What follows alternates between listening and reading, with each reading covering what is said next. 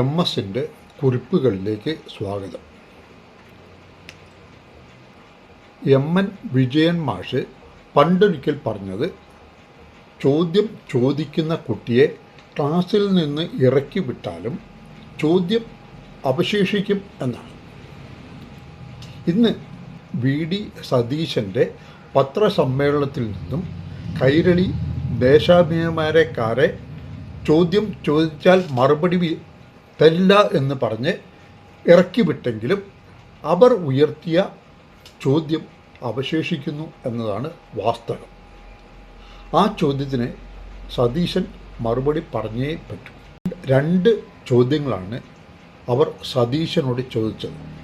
ഒന്ന്, Kasaragod UDF SDPI ബന്ധം.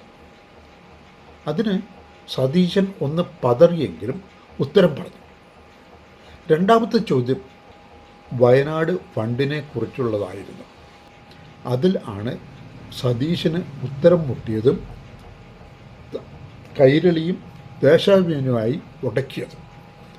നിങ്ങളുടെ ചോദ്യത്തിന് ഞാൻ മറുപടി പറയില്ല, വെറുതെ ചോദിക്കണ്ട എന്നൊക്കെ രൂക്ഷമായ ഭാഷയിൽ അദ്ദേഹം പറഞ്ഞു. ഞാൻ മറുപടി പറയുമ്പോൾ നിങ്ങൾ സംസാരിക്കും. ഞാൻ പെറ്റ മകനെ എന്ന് പറയുന്ന ഒരു വിളിയുണ്ട്. നിങ്ങൾ എന്റെ ഇടയിൽ കയറി സംസാരിക്കാൻ പാടില്ല. നിങ്ങൾ ഇനി ചോദിക്കണ്ട എന്നോട്. അല്ലല്ല, ഇടയിൽ കയറി സംസാരിക്കരുത്. നിങ്ങൾ ഇടയിൽ കയറി സംസാരിക്കാൻ പാടില്ല. അതിനുള്ള അധികം നിങ്ങൾ നിർത്തി. നിങ്ങളോട് നിങ്ങളുടെ ഒരു ചോദ്യത്തിനും മറുപടി ഇല്ല.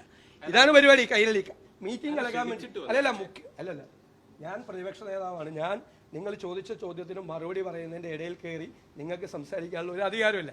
ഞാൻ ചൂടാക്കിയിട്ട് എന്നെ പ്രകോപിക്കാൻ വേണ്ട നിങ്ങളുടെ ഗൂഢാലോചന നടക്കില്ല. അത് മുഖ്യമന്ത്രിയാണ് ചെയ്യുന്നത്, ഞാൻ ചെയ്യില്ല. മനസ്സിലായി കേട്ടോ? ഞാൻ ആദ്യം പറഞ്ഞ കാര്യം വീണ്ടും പറയുന്നു. ചോദ്യം ചോദിച്ച കുട്ടിയെ ക്ലാസ്സിൽ നിന്ന് പുറത്താക്കിയാലും ചോദ്യം അവിടെ നിലനിൽക്കും. അത് 100 നാവുകളിലൂടെ 1000 ലക്ഷം നാവുകളിലേക്ക് പകരുകയും ചെയ്യും.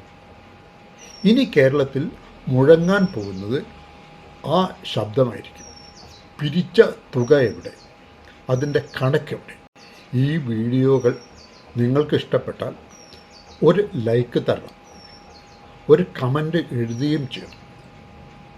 അതിനുശേഷം ആ സബ്സ്ക്രൈബ് ബട്ടൺ ഒന്ന് അമർത്തി ഒന്ന് സബ്സ്ക്രൈബ് കൂടി ചെയ്യണേ. വീണ്ടും അടുത്ത വീഡിയോയിൽ കാണാം.